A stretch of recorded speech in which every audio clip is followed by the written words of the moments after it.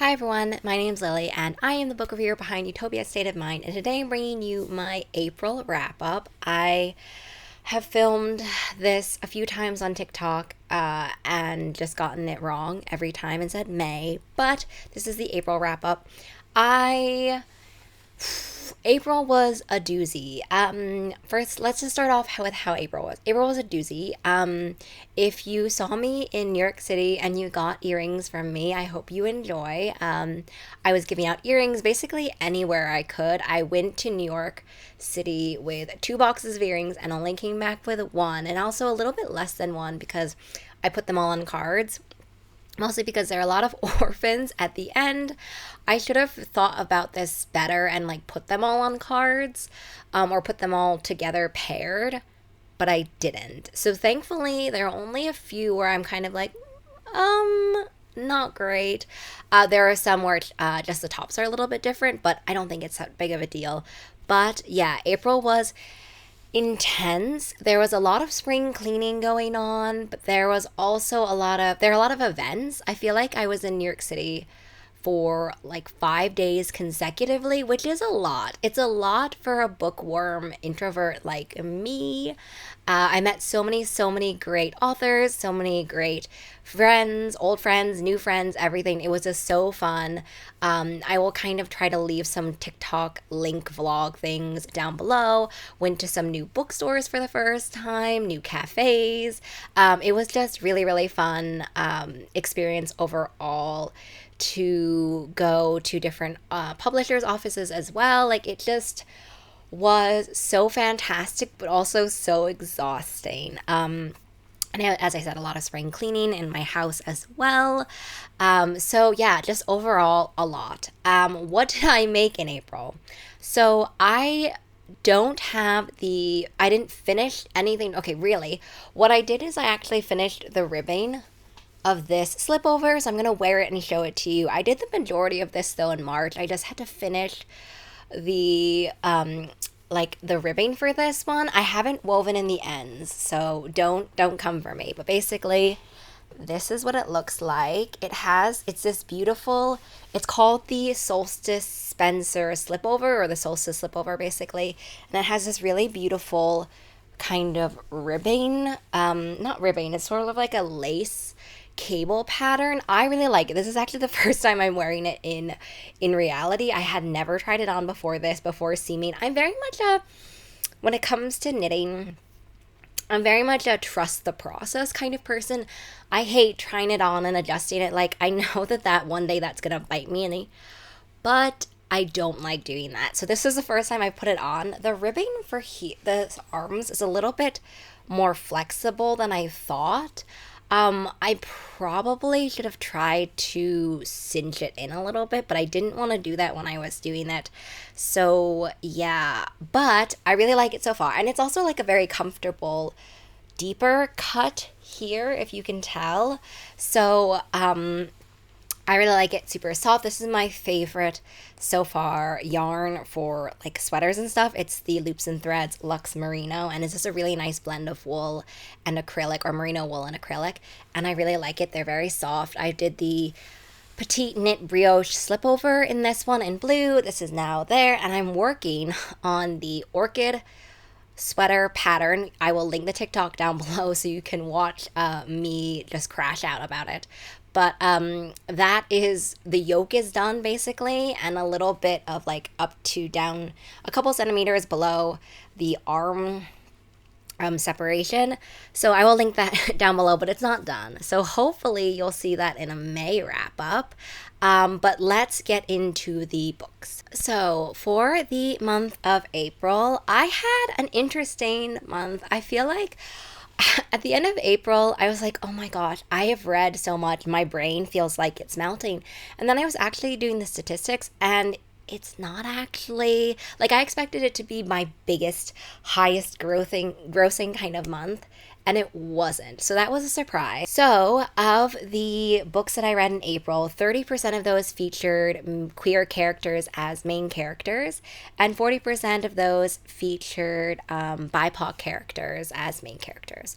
So a little bit below my targeted stats for all all of it. But basically, I don't even know what I was expecting. I kind of try to predict beforehand what I was expecting, and I don't know if I thought, as I said, I thought that I read a lot more than I did, but also I thought that my stats would be worse. So, pros and cons. I'm going to show you the list or the stack of my physical books.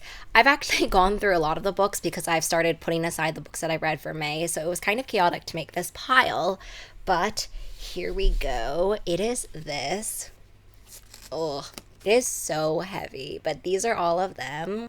So let me just start off with my favorite books. Let me start off, hold on, let me just get this a little bit organized. I do want to give a little bit of a shout out to Anthony and Cleopatra. If you don't know, right now I'm actually co-hosting a read along of The Flesh and False Gods book 1 and book 2.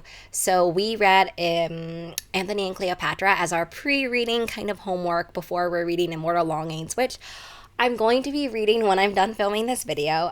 For me, it's a reread of Immortal Longings and Vilest Things, but it's all to get ready for Eyes of Kings, sorry. That's going to be releasing in August. So it's perfect timing. We're reading Immortal Longings now in May to the first week of June, and then it'll be June to July, and then we'll take a little bit of break, and then it'll be Eyes of Kings. But anyway, I wanted to put this here. It's not one of my favorite reads of April. I guess I'll just do a mini review. Not that Shakespeare really needs it, but I'll do a mini review.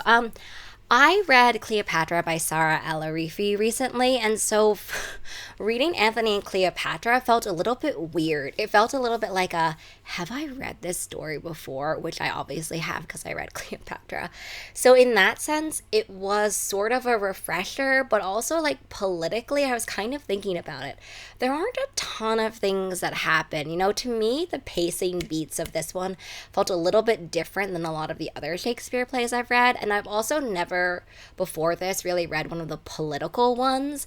I've read kind of like comedy or drama, and I've read a fair amount of Shakespeare plays as a former English lit major. But yeah, this one just felt really different. I haven't read a Shakespeare play in a while, so maybe that's it. But yeah, it just felt different than all of the other ones. So what more can I really say? Let me just talk about the YA favorites, of which I have 2. The first one is a sequel, so I won't really dwell on it, but is The Thorn Queen. Hold on. It's just right here. I can reach it. I really enjoyed The Rose Bargain. This took me I don't know what I was expecting, but all of my expectations were kind of smashed in The Rose Bargain. And so The Thorn Queen is the sequel to this one. And sometimes sequels can disappoint us, but this one was really good. I think what I really loved, I love a good time moves differently, and I think that what I really loved in The Thorn Queen, I can't really give you a synopsis because obviously major spoilers for The Rose Bargain, but what I really loved about it was that in this one, since we have capital F-A,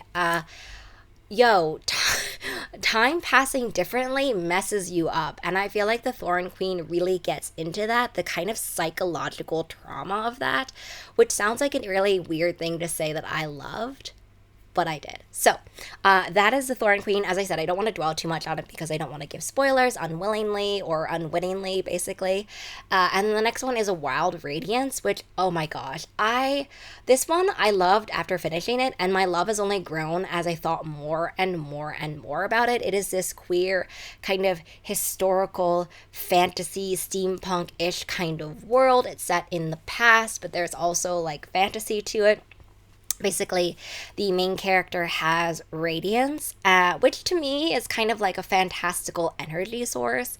And so they're kind of brainwashed in this institute to kind of not feel things, to not form connections, and to kind of serve the greater cause, basically. And so then she gets a really bad posting where she's going to go to this really rural, remote village, basically, and try to continue like the spreading of radiance, even though the villagers kind of hate it, with good reason. It has kind of like an industrial revolution vibe to it as well. There'll be, I say like steampunk industrial revolution because there are going to be hints of kind of, I don't think it's really a spoiler if I say, but there are going to be hints of kind of like historical scientific figures. That's what I will say. And this was just such I'm a sucker for books that really make you examine a doctrine or a dogma, a philosophy that you've been brought up to believe. Cue like the religious trauma and fantasy video that I did. But this has that. It also has this like beautiful queer story as well of the idea of human connection and the connection we have to people in our community and friends and loved ones, kind of bringing the life and also bringing humanity as well. It was just all of these emotional highs and lows. A Wild Radiance just smashes so much. I love the queer relationships here. I love the kind of queer awakening. I also loved the world building. Like, I just love A Wild Radiance. And I have just thought more and more about this critique of capitalism, this critique of ambition, and also, as I said, this critique of what happens when there's a sort of philosophy that you've been brought up to believe, and then you realize that maybe that's not how it should be. So I really love The Wild Radiance. Would highly recommend. The next ones I want to talk about, I actually have in person. So let's just start off with The Last Contract of Isako. I am a major Fond du Lis fan. So I knew I was gonna love this, but I don't know if I was expecting to love the aspects that I ended up loving. So it is a sci-fi, which the vibe basically is live by the code, die by the knife. Gives very much Jade City vibes, but basically it's like corporate sci-fi. She's kind of like a corporate samurai firing HR kind of manager, except here corporation and identity and the kind of like legacy, huge part of your life, your families, your society, your place, your identity. And so basically firing, it's more serious than like you're fired, get a new job kind of vibes. And so Isako really has to figure out what's going on, and as Isako is investigating what has happened to a former protege, like former assistant, former trainee basically of hers, and uncovering what she finds out. And so it's interesting. I love this idea of living by the code, but then what if the code isn't what we think it is? That's the vibe. And that's also what I love the most about The Last Contract of Isako. I should have expected that this was going to be something that I really loved based on my love for Fond du Lis, but this is what kept me reading. So there's this sci-fi world, the world building. I love this concept, but then what actually keeps me reading is that journey of questioning, and specifically how it takes form in this sci-fi world. I found really intriguing, and so that's why it's here. We'll just keep on going down the pile. The next one is Verity Guild by May Corland. So I'm not normally a Roman-inspired fantasy kind of reader, but Verity Guild was so good. Basically, one of our characters, or the main character, she is now the High Priestess, but she is the last surviving survivor of a magical bloodline.